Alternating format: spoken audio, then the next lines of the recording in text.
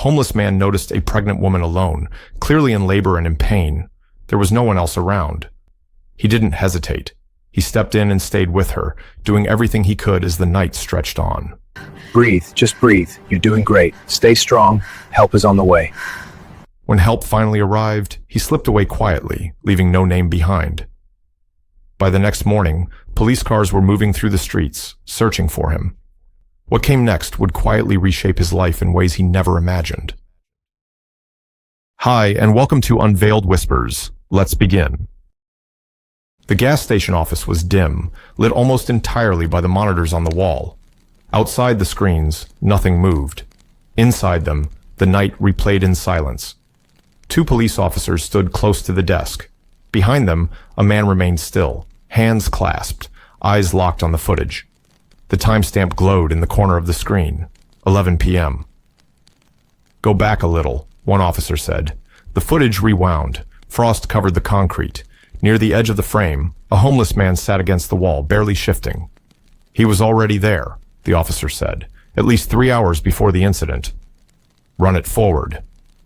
The time jumped. Headlights washed across the screen as a sedan pulled in. The license plate appeared briefly before slipping out of view. The woman stepped out of the car. She moved slowly, her posture careful. She picked up the pump and began fueling. After a few seconds, she stopped. She turned toward the car, paused, then lowered herself to the ground near the rear tire. "Pause it," one of the officers said. The image froze. In the background, the homeless man stood up from where he had been sitting. He looked in her direction, then walked toward her. The officer leaned closer to the screen. "That's him," he said. The footage stopped completely. The room felt heavier than before. "We need to locate this man," the officer said quietly. "He was there when it happened." No one asked what had followed. The importance of the moment was already clear. The footage ended before the moment could explain itself. What followed happened out of view, on the cold concrete beside the car, where time stopped being measured in seconds and started being measured in breath. The woman was half sitting against the vehicle, one arm braced against the door, the other pressed tight against her abdomen. Her breath came in short bursts, each one sharper than the last. I need help," she said, barely audible. He crouched beside her, keeping his voice low. "Okay, I'm here. Just stay with me." Another contraction hit. She cried out and squeezed her eyes shut. "This isn't supposed to," she started, then shook her head. "It's too soon." He glanced around the station. No other cars, no voices, no one else coming to help. Midnight had stripped the place down to just the 3 of them.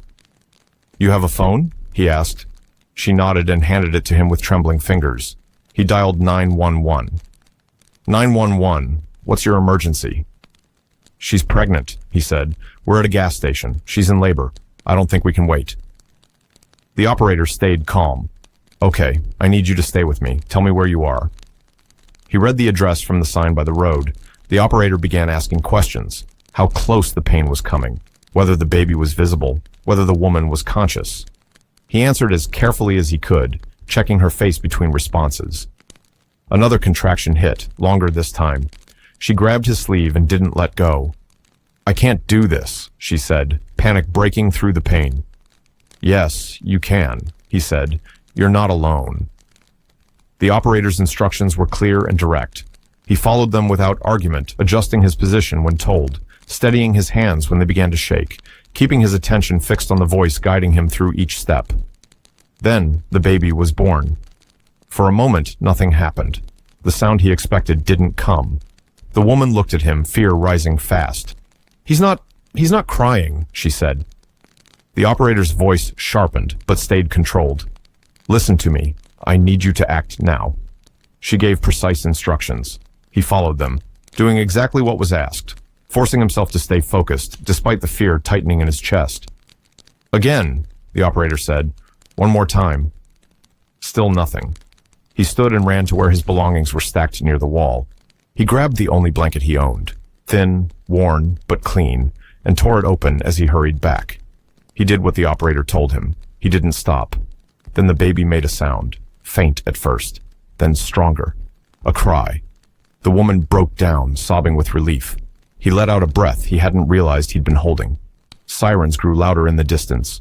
The operator stayed on the line until the ambulance pulled in, lights cutting through the dark. Paramedics took over quickly, moving with practiced ease. Questions were asked. Information was passed on. No one asked him his name. By the time they loaded the woman and her child into the ambulance, he had already stepped back. He stood near the edge of the lot, the blanket folded under his arm. The doors closed. The ambulance pulled away. The gas station returned to silence. After a moment, he gathered his things and walked off into the night, leaving behind only what the cameras would later show. The screen went dark. One of the officers slid a printed still from the footage into a folder and sealed it. He turned toward the man who had been standing behind them all night.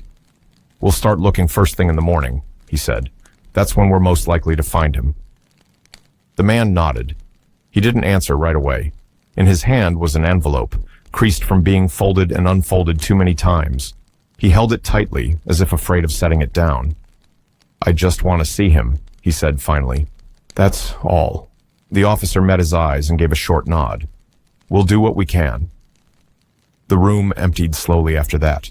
The monitors were shut off. The night was finished. By morning, the city had moved on. The officers started where they always did, with places people passed through quietly. A shelter near the tracks, a lot behind a closed grocery store, a stretch of sidewalk where bottles collected in the gutters overnight. They asked questions. They showed the image. Some people recognized the face. No one knew a name. "He's usually around early. Comes through here sometimes. Collects cans." Near a row of dumpsters behind an auto shop, one of the officers slowed. A man stood there, sorting carefully through a sack. Aluminum clinked softly as he worked, separating what could be returned from what couldn't. He moved without urgency, as if the rhythm itself mattered. "That's him," the officer said. They approached on foot. "Sir," one of them said, "can we talk to you for a moment?" The man straightened. His eyes flicked from one officer to the other, measuring the distance, the tone. He didn't run. He didn't argue. "It's about last night," the officer added, "at the gas station." The man looked down at the sack, then back up. After a moment, he nodded. They didn't touch him. One officer picked up the sack and held it while they walked. They brought him to a small community office a few blocks away, a place used for paperwork and interviews when the station was busy. The room was plain. White walls, a table, mismatched chairs. Nothing that asked him to stay longer than necessary. He sat where they indicated, hands resting on his knees, posture careful. He had learned long ago how to take up as little space as possible. A few minutes later, the door opened again. The man who had been in the gas station office the night before stepped inside. He looked different in daylight, less rigid, more worn. In his hand was still the envelope. Behind him came an older man with graying hair and tired eyes, moving slower, as if his body hadn't caught up with the morning yet. The officers remained by the door, present, quiet. The man with the envelope stopped a few feet away. For a moment, he seemed unsure what to say, how to begin. "My name is Daniel," he said finally. "My wife, Emily. She was the woman at the station." The man nodded once. "I know." "I didn't get your name," Daniel said. There was a pause, not reluctance, consideration. "Samuel," he said. "Most people call me Sam." Daniel repeated it as if testing the sound. "Sam." The older man stepped forward. "I'm Richard," he said. "Her father. She came from my house last night." Sam acknowledged him with another nod, his gaze still lowered. Daniel exhaled slowly, then spoke again. "I don't really know how to thank you," he said. "I've been trying to find the right words since last night, and I keep coming up short." Sam shifted in his chair. "You don't have to." "Yes, I do," Daniel replied, "because if you hadn't been there, I don't know how that ends." The words hung in the air, heavy but honest. Daniel glanced down at the envelope in his hand, then back at Sam. "We tried for years," he said. "Appointments, doctors, waiting rooms. We were married almost a decade before we even let ourselves hope again.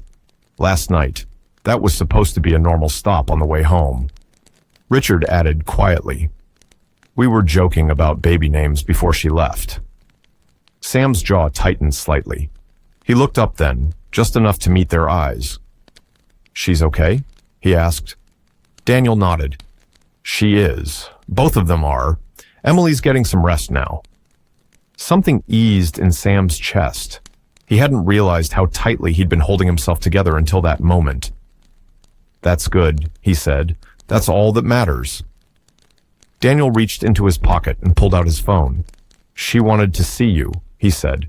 She asked me to call as soon as we found you. He didn't look at the officers. He didn't ask permission. He simply turned the screen towards Sam. The call connected. The woman's face appeared first, pale, exhausted, but alive with emotion. She shifted the phone slightly, and another face leaned into the frame beside her.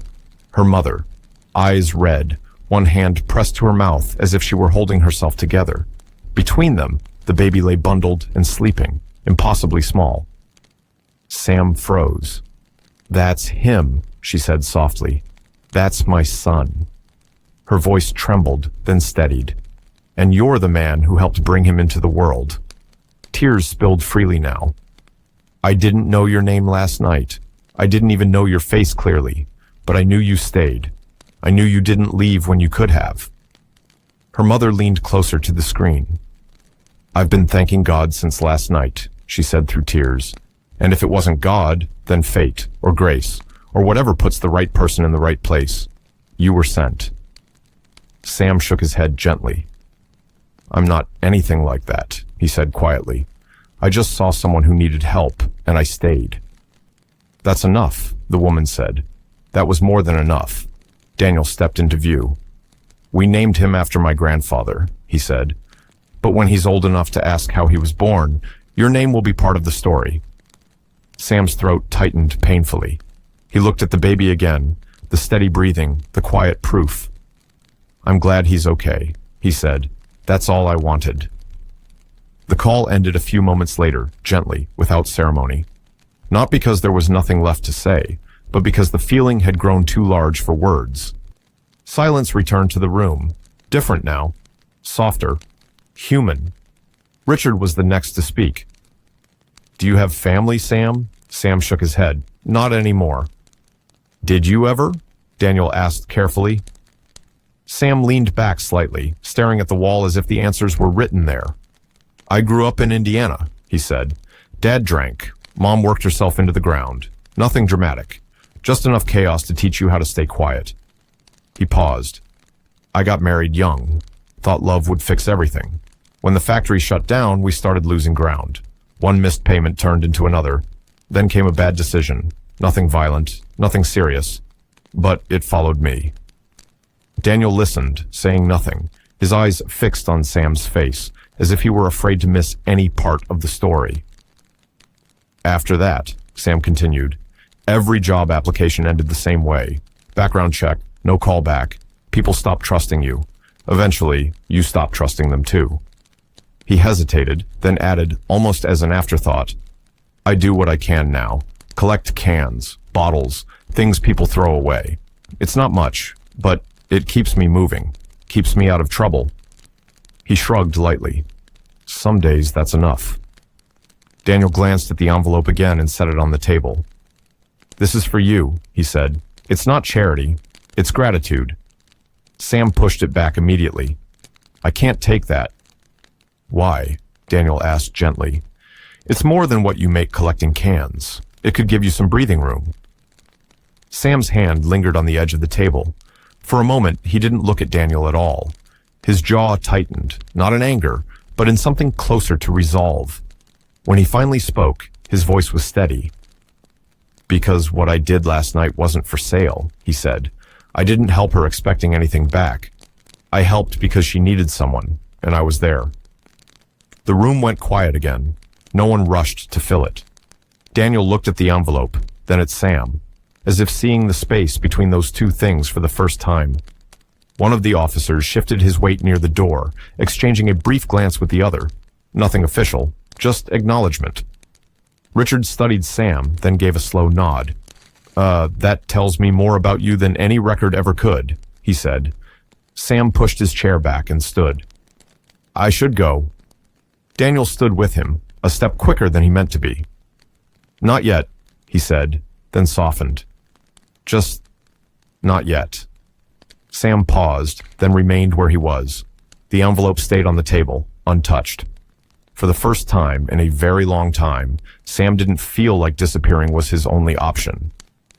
Daniel stayed standing, one hand resting on the back of the chair Sam had almost left behind.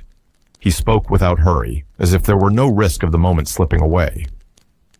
"We run a small business," he said. "A convenience store, nothing special, but it's steady, and we could use someone who shows up when things matter." Sam lifted his eyes. "Not much to look at," Richard added, "but it stays busy, opens early, closes late, the kind of place that runs on people more than plans." Daniel nodded. "Morning to evening shifts.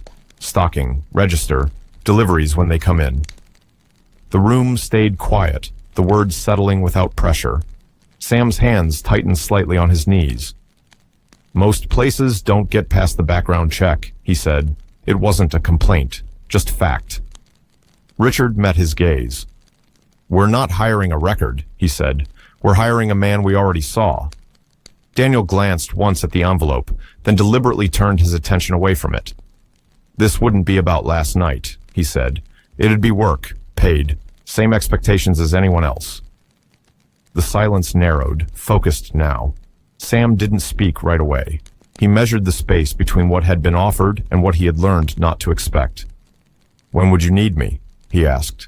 Daniel answered immediately. "Tomorrow morning?" Sam nodded once. The movement was small, but something eased behind it. "All right," he said. "I'll come." No one smiled. No one reached across the table. The decision settled quietly, the way real ones often do. Sam arrived before sunrise the next morning, waiting outside until the lights came on, stepping in only when the door opened. He listened carefully, worked steadily, asked questions once, and remembered the answers. No one mentioned the gas station. No one mentioned the baby. They showed him where to put his jacket, handed him gloves, expected him to keep pace. At the end of the day, Daniel paid him. Sam folded the money neatly and slipped it into his pocket. "See you tomorrow," Daniel said. Sam paused, then nodded. "Yeah, tomorrow." The words stayed with him as he walked away. Days moved forward without ceremony. Sam stopped collecting cans, not because he was ashamed, but because he didn't need to anymore. He kept his routine, woke early, walked before sunrise, showed up clean and on time. The work wasn't easy, but it was honest, and he treated it like something worth keeping. He stayed late when asked, covered shifts without complaint, learned where everything belonged. The money didn't change his life overnight. It didn't need to. It paid for the room, for food that didn't come from a can anymore, for the quiet relief of knowing where he would be the next morning. Weeks passed. People learned his name and used it without thinking. If he was late, someone noticed. If he finished early, someone handed him something else to do. One afternoon, Richard passed him a key and said, "Lock up tonight," as if that trust had always been there. It was Emily who invited him to dinner. She said his name easily. "Daniel says you're free tonight," she said. "You should come. We're eating early. The baby finally sleeps." Sam hesitated, then nodded. "All right." The house felt warm in a way that didn't demand anything from him. Emily moved through the kitchen with quiet confidence. Her mother was there too, smiling softly when Sam stepped inside. The baby slept nearby, breathing steady, unaware of how much had shifted because of one night. A chair was already pulled out. Conversation flowed around him. Work, small frustrations, plans that reached only as far as tomorrow. Sam listened, then spoke when it felt right. When he laughed, it surprised him how easily it came. Emily caught his eye once. "I'm glad you came," she said simply. Later, when it was time to leave, Daniel walked him to the door. Walking away, Sam realized something had changed. Not suddenly, not dramatically, but completely. No one had rescued him. No one had erased his past. They had trusted him. They had made room. Once, he had been a man sitting at the edge of a frame, invisible unless something went wrong. One night, he stayed when he could have walked away. That choice didn't fix everything, but it gave him a place to stand again. And this time, when he moved forward, he wasn't moving alone. If you stayed till the end, you're the kind of viewer who appreciates meaningful stories, so don't leave without hitting like and subscribing. It helps the channel, and it helps these stories reach more people. And if you want more powerful narrative stories, the next video is already waiting for you on screen. Go watch it. You'll love where it takes you.